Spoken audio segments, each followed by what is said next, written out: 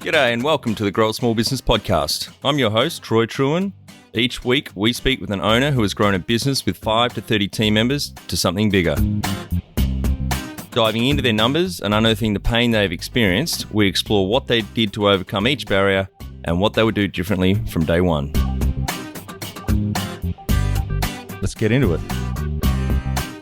Well, Susan, thanks so much for making the time to talk with us today. As I mentioned, I'm really looking forward to this conversation on a couple of levels. Look, I think the little bit I know about your business journey sounds fascinating, and I'm really interested in the business that you've set up. But in particular, any business owner that I talk to where we emphasize a conversation on culture and employees is always fascinating to me because it's such a broad concept. There's no one right answer. So I'm really interested to hear your story. Why don't I start off by getting you to perhaps introduce yourself briefly in terms of your background, and then tell me a little bit about how you fell into the world of business and how that journey unfolded for you to date. Thank you so much for asking me. I really appreciate it. And I'm happy to meet all of you that I may never meet who are watching this podcast or listening to it. And by training, in the first 25 years, I was a full-time performing musician. Then I met my husband, my current husband, Dallas Smith. We then got involved in all sorts of record companies that went out of business very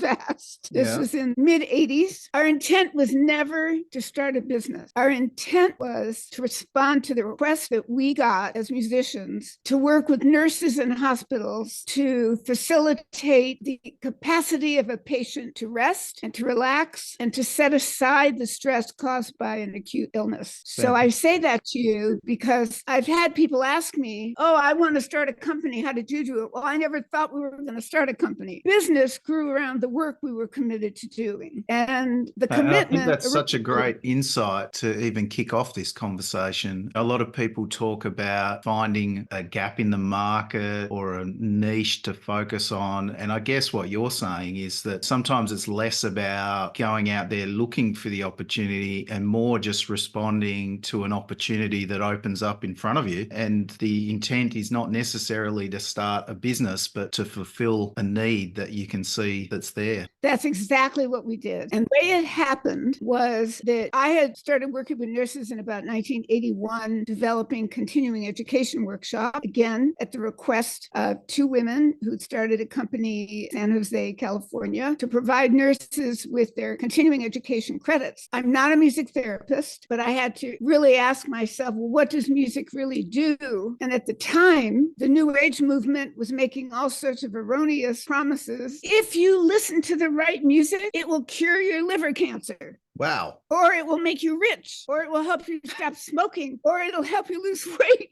I mean, it was so absurd to me. I've been listening to the wrong music, if that's the case. So. Well, I might have been playing the wrong music.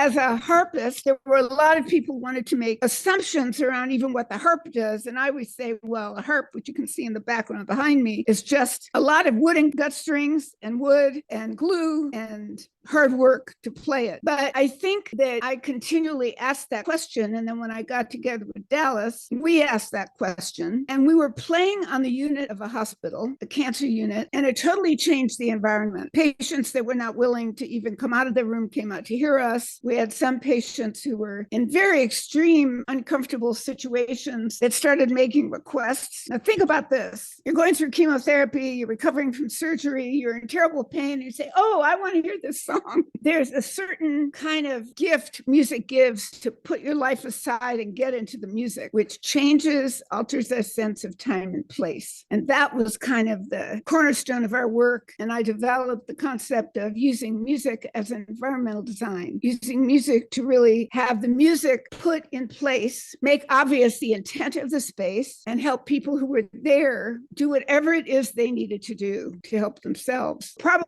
the institution that does it the best is the church. I say that because if you look at contemporary church services, the music in the service is totally critical because it moves people from being in their secular head. They're in all week, working, taking care of kids, cleaning the house, shopping into a spiritual place of being at one with themselves and others and whatever God they may believe in. We were teaching a workshop and one nurse said, well, I think the music is great, but what do I do for my patients at 3 a.m?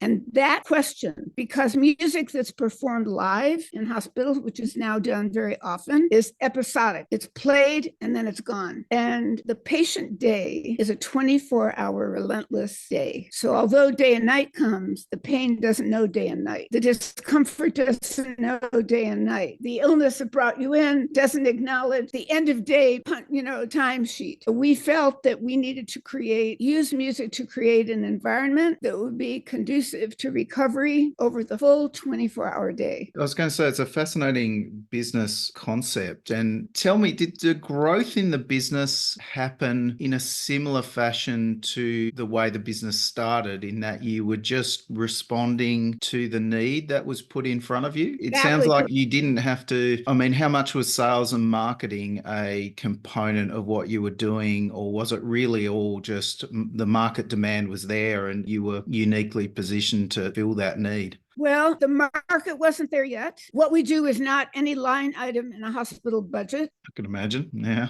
But the need was there. And if we could make obvious and bring language to the need that every single practitioner and hospital administrator already knew was there, and provide a solution to that, a credible solution, that'd be magic. What happened was that we were teaching, and our first hospital came as a request from a nonprofit psych facility in Columbus, Georgia, who I'd worked with their staff, and they came to me saying, we need to put music in our waiting room because we have a confidentiality issue, because admitting and the waiting room were adjacent to each other. They identified the need, and that was just music. But then when we looked at the hospital, how do you deliver music to every patient to be available as needed over 24 hours? And the technology of using the closed circuit television system was obvious to us. And then, well, what's going to be on the TV? What are they going to look at? Well, because we were in the mid 80s, I'd say this was about 1989, research had come out that pointed to the use of nature as universally therapeutic. And E.O. Wilson, who was an environmental psychologist, had come up with the theory of biophilia, which made the assumption that through evolution, all human beings are attracted to all living things, pets, plants, trees, the ocean. And we used that. We also had to look at the music bearing the brunt of effectiveness, meaning that the visuals needed to be complementary to the music. But many times patients wouldn't have their glasses on. They didn't want to watch. They couldn't physically watch the television monitor. So it was what they were hearing that was going to inevitably be the most effective for them. And then the question is, well, what kind of music? And this was really an off-the-wall assumption we made, because the music industry separates our music preferences by demographics, age, region, ethnicity, religion, socioeconomic group. And we didn't want any of that, because the entire community, maybe up to 5 generations at any one time, would be in the hospital. We decided it had to be listenable, feel familiar, but be unfamiliar, so that it wouldn't hook into any particular group and it wouldn't trigger old memories that could be painful. Like when I hear music, I graduated from high school in the 60s. If I hear music from that period, it pulls me back there, but it doesn't help me in the present. We created a whole library of music that was listenable, complex enough to bear repetition, and then produced the video to the music. Do you find it difficult to define and execute a clear strategy for your small business? Does your team support your strategy? You know you are ready to create the right environment to boost your team's performance. Our 90-day business transformation program is designed for small business owners like you, with 5 to 30 team members who are ready for growth. Every day you'll receive a short email with a handful of growth actions. You'll invest 30 minutes each week in your one-on-one coaching session, tackling your specific growth challenges with one of our experienced growth guides, business owners themselves. Boost your confidence, your team's performance, and grow your small business with ease with our business transformation program at growsmallbusiness.com. When you talk about are you talking about, you obviously had to, at some point you started building a team, and this is where I was sort of interested in, I guess, the people and culture side of the business. When did you realize that culture was an important aspect in developing and growing your business and building a team? There isn't any way not to have a culture. You can't work or live anywhere where there's no culture. Either you respond to the culture or you design the culture. What we did was basically we didn't hire anyone for 11 years. And when we could finally afford to hire one employee, I treated that employee like they were critical to our goal, that I needed to be of service to them so they could do what I needed to have them do. But if they gave me their best skills, the core of their everydayness, I owed it to them to be in service to them. And that's how we always ran the company. 1 employee, 4 employees, 5 employees, 10, up to 20 when we left. And we were in service to our staff. I mean, we have a gorgeous office, but we don't have any customers coming to us because the hospitals are all over the world. But the office is in service to the staff so that when they come to work, they can feel their prosperity, they feel their success. And when they look around them, they can experience the very work of creating a healing environment that they're offering to our clients. And for every single staff member, they had to be committed to the end user. And the end user was not the buyer, it was the patient. So if I had like Mayo Clinic purchase us, we worked with them for almost 20 years, and our commitment is not to the purchasing agent or the CEO of Mayo Clinic. Our commitment is to the patient who Mayo Clinic services. It's to the needs of their patient. Yeah, I see what you're saying. So if you were to give any advice to business owners who are looking to create an effective culture within their business, what could you tell them about sort of process should they be going through? How should they be thinking through this? Well, we were very clear on our mission. Everyone was real clear on it. From the first time we interviewed them, they had to fully understand that we were not doing this work for the money. We were doing it because we were mission driven. And if you're a mission driven company and you succeed, the money will come. But if you're a money driven company, the mission may never see the light of day. True. Everyone who's worked for us, even to this day, knows what the mission is, and they themselves become invaluable to fulfilling that mission. We have never had a corporate ladder. We hire people and want them to grow themselves, their position in the company from where they are sitting. The boundaries between departments are very transparent. And I think I've told everyone we've hired, I want all the skills for which you've applied for this job and the skills and talents and interests you're going to discover in doing it. We've had people come in one role and move to another role because they discovered, wow, I love doing this and I'm really good at it. So if people don't do what they love and they don't feel fulfilled and validated and satisfied every single day, why would they stay? It's too high a price. You're giving, the currency in life is time. What you want is to go to work, come home, feel totally fulfilled, and then get on with your life and be of great service to your family or your spouse or your kids. And you can do that if the work you do on a daily basis has great, deep meaning for you.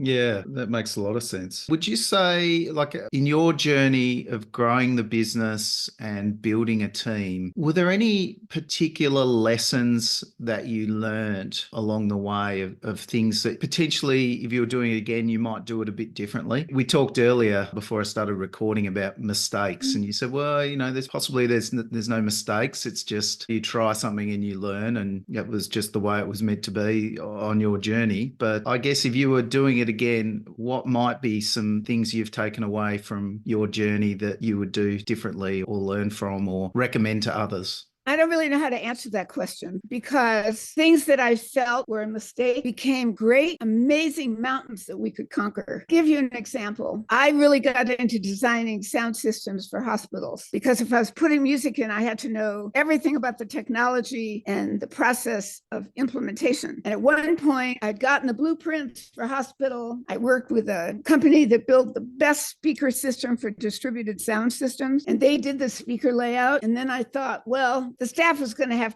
some control over the volume of the music because every area is different. And from day to night, the amount of traffic and noise changes dramatically. I designed it and I put in volume controls in various areas. And then the hospital had to do the installation. They'd hired an installer and he put in, I think it called for like 80 volume controls in this hospital, 80. And when he finished putting them in, he finally tried one of them and they were all wired backwards from the manufacturer so that when you turned it up, it it was really turning it down. And he calls me really angry. My fault. I'm thinking, why would you test it out sooner than putting in all 80 volume controls? But I took responsibility. We ordered new volume controls. I was very kind to the installer. He was screaming at me, but I understood that. We kind of made a financial settlement around it, and I didn't push it off. The most important thing for me was that it got done, and it got done right, and that I totally respected the time and needs of the company, the installer, who trusted that whatever we sent them was exactly right. That wasn't so much a mistake as it was a real press to take responsibility for all outcomes. And yeah, it cost a little money, but in the end, I still have that client, and it's 20 years since we did that